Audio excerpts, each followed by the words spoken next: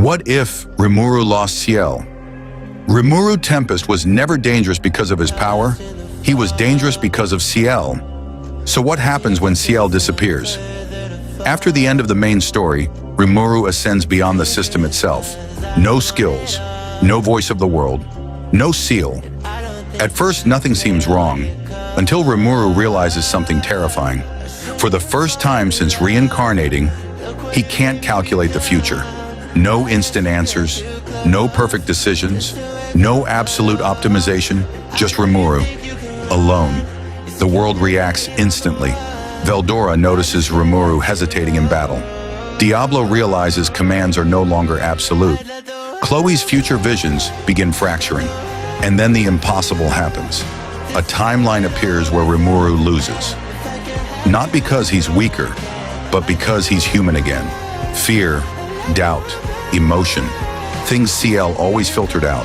An entity born from discarded calculations, abandoned possibilities, and erased timelines emerges.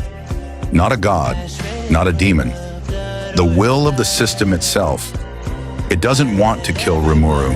It wants to replace him, because a ruler who thinks is dangerous, but a ruler who feels is unpredictable.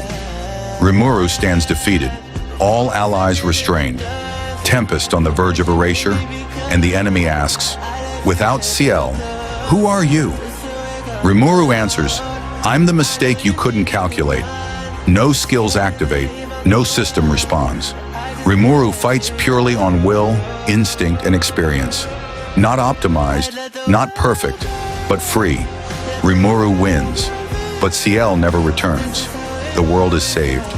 Yet for the first time, Rimuru doesn't know what tomorrow looks like. So tell me, is Rimuru stronger with Ciel, or was Ciel holding him back? For years, Tempest had known peace. No more wars, no more chaos. At its heart stood two brothers, Rimuru and Veldora. One, the ruler of monsters. The other, the storm that guarded them all. Together, they were unstoppable. And for the first time in centuries, Veldora was truly happy. But even peace trembles before fate, a crack in the heavens. An energy unlike anything before descended upon Tempest. Rimuru's instincts screamed, danger beyond comprehension. And then, light.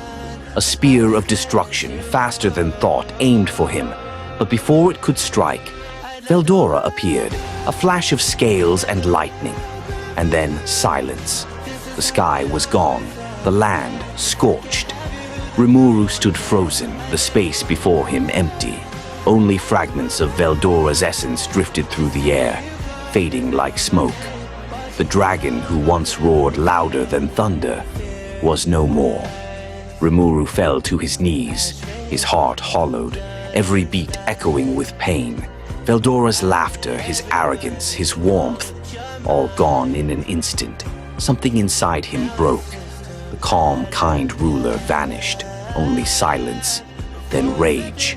Rimuru's body trembled as his magic overflowed. The world darkened, the air itself begged for mercy. He raised his hand to the sky. Tears turned to energy, pain turned to fury, and the world burned. "If the heavens take what I love," Rimuru whispered, "then I will take the heavens themselves." Flames erupted from his core, reality shattered around him.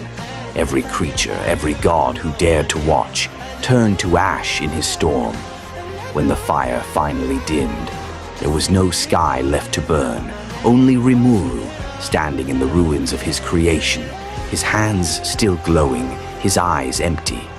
Where Veldora once stood, only dust remained. He whispered softly, a promise carried by the wind. "I'll find you again, brother."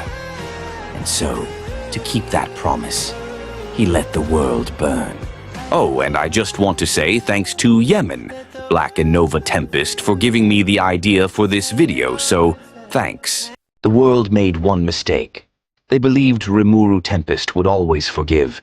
Kingdom after kingdom whispered in fear. Alliances were formed, not for peace, but to erase him. They crossed the line.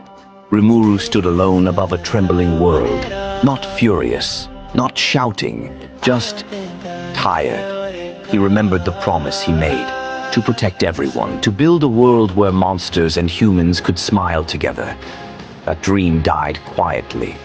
Betrayal followed kindness. Fear answered mercy. Rimuru closed his eyes. I never wanted this.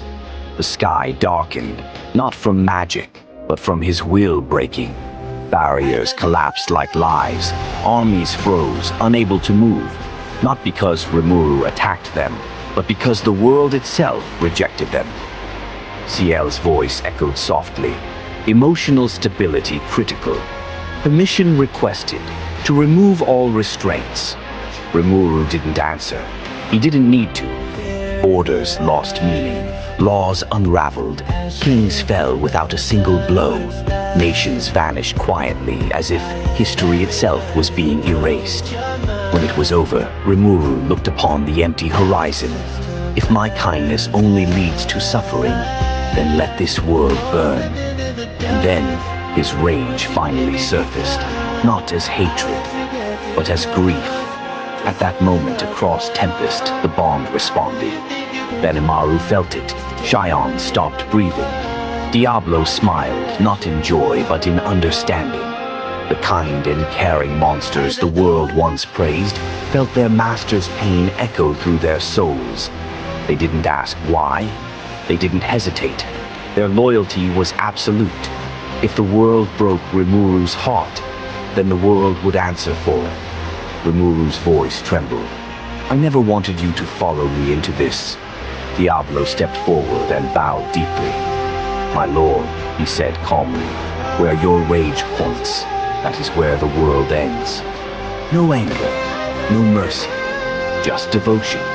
And so the world burned, not from hatred, but from the love of monsters who refused to abandon the one who gave them everything. Only Tempest remained, not as a symbol of hope, but as a reminder of what the world lost.